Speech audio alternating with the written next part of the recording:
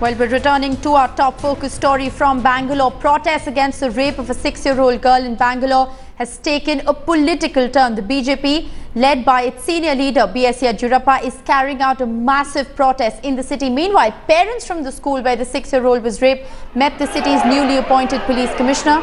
The parents submitted a 40-point letter seeking accountability on the part of the school for ensuring safety of their children.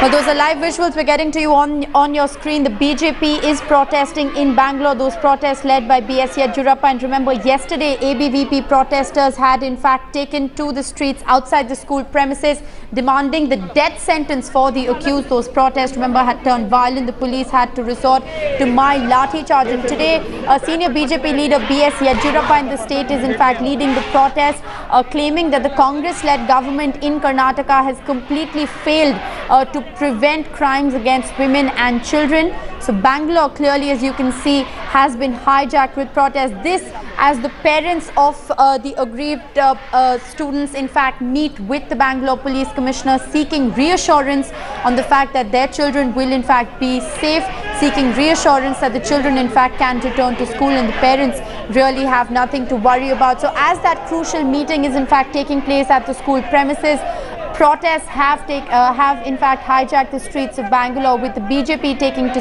the streets and protesting. Now, it's very interesting at this point in time to note that the parents, however, choose to maintain the fact that their protest is in fact apolitical. They do not want to ally with forces from the BJP in protest. So this clearly is a political protest that is in fact taking place. The BJP taking to the streets, Yedduyrappa protesting against Yeddyurappa, the Chief Minister of Karnataka at this point in time, and the parents on the other hand protesting the apathy with which the school administration has dealt with in the matter.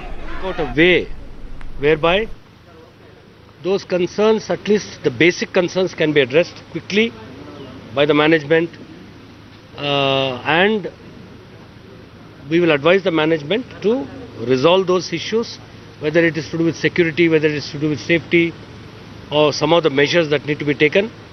And the parents want the children to come back to school. In the interest of the children who are missing school, the school has to reopen. That is one part. So, second part is about the investigation. The investigation is going on. What about the FIR against the school management?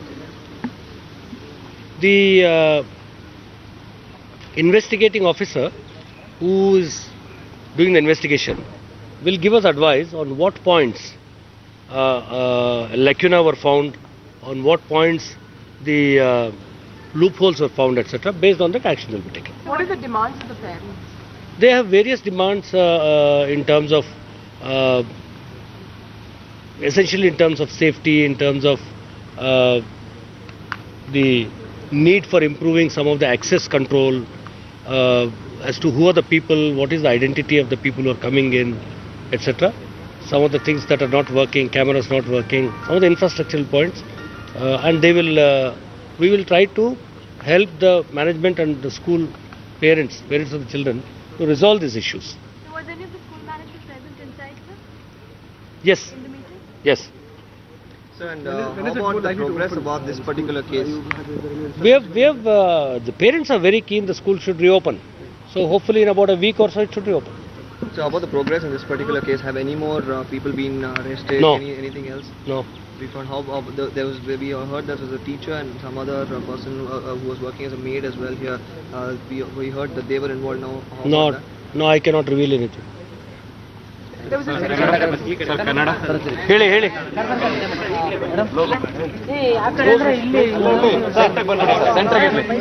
Well, that was the police commissioner of Bangalore, M.N. Reddy, in fact addressing the media after that crucial meeting with the parents.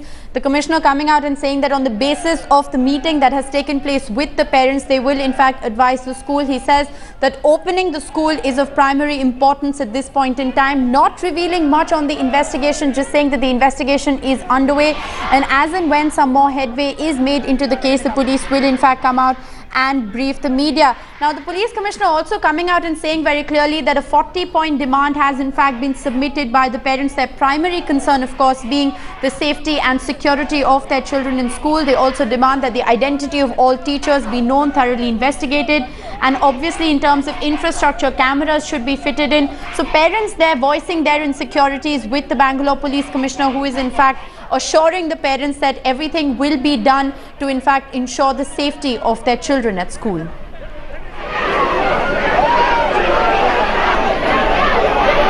Now, even as that crucial meeting between the police commissioner and the parents comes to a close at the school, Bangalore once again has been hijacked by protests. Now remember, this is a completely political protest. Yesterday was ABVP supporters. Today it is the BJP led by BS Yedduyrappa.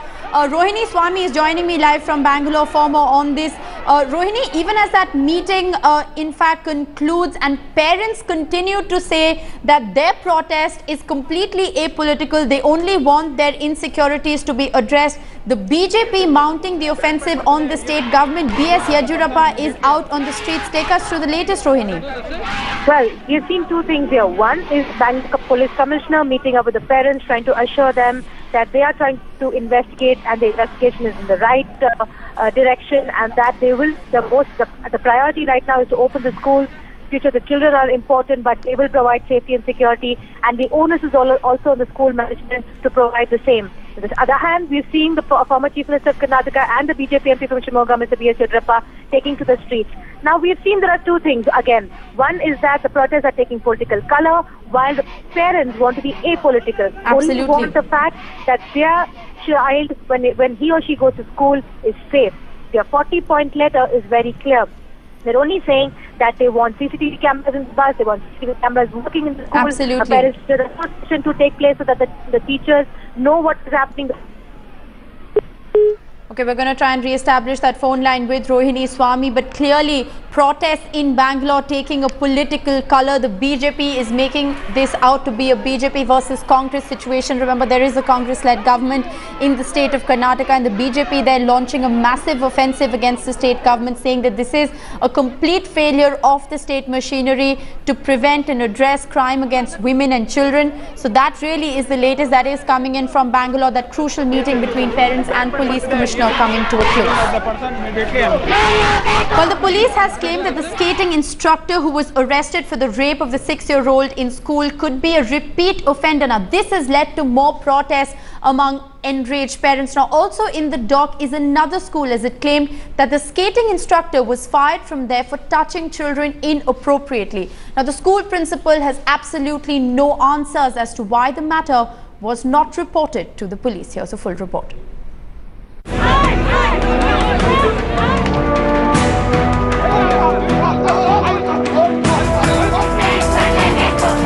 It's endemic. The need for school administration to protect itself from a PR backlash. So sacking a pedophile teacher as opposed to reporting them to the police becomes a convenient quick fix. In this case, it resulted in the rape of a 6-year-old, whose family, however, continues to stand by him and see no wrong in folders full of child porn being found on his laptop. This defense despite fresh proof that the skating instructor was a repeat offender. As per the principal of Dean's Academy, he was sacked for touching girls, that too after 3 warnings had been issued. Why Shanti Menon allowed this predator to get away, however, remains unanswered. And why no background checks were performed by the school where the 6-year-old was raped is also a mystery.